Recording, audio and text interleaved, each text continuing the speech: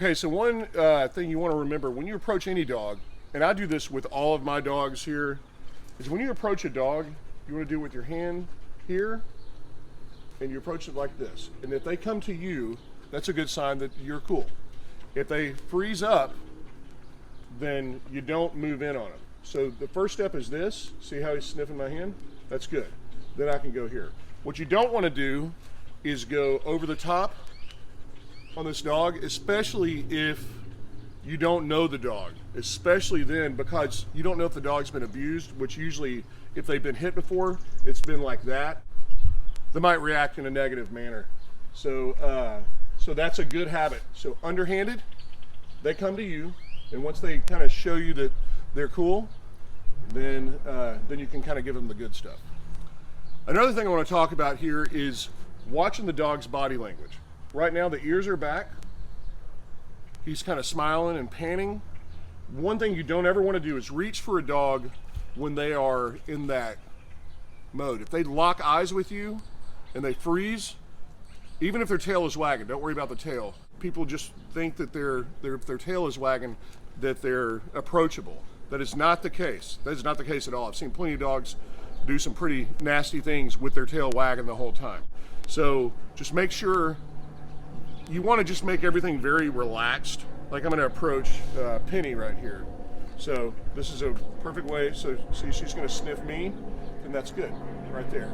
Now if she were to sit there and freeze up, no go. I'm not going to stick my hand out there.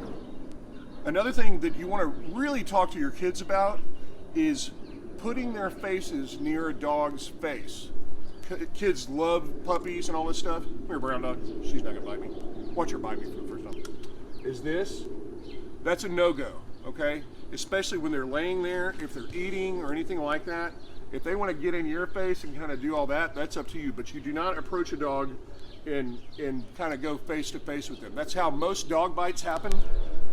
It's a good idea just to never approach a dog and put your face nose to them or anything like that. It just creates a possibility for a bad incident, especially if a dog is sleeping or in their bed or eating or has a toy or something like that. Anything that looks like this is a potential for a bite, okay? Now, I wouldn't be doing this if I was worried about these guys. Reaching in is how most bites happen. Or sticking your face into the dog's space, his area, his personal zone. Most dog bites don't happen from stray dogs just running up and attacking. It happens from usually the family pet or a friend's pet that you're familiar with. Dogs can't tell you when they're having a bad day. They can't tell you when their head might be hurting, just like ours would, or if their back is hurting.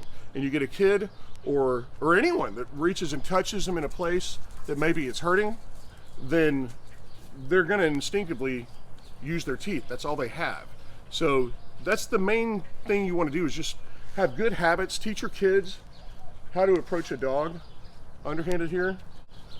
And then once they come to you, then they get the good stuff. But always be aware that any dog can bite at any time, especially as they get older. They start feeling bad, and they don't know how to communicate like we do, obviously.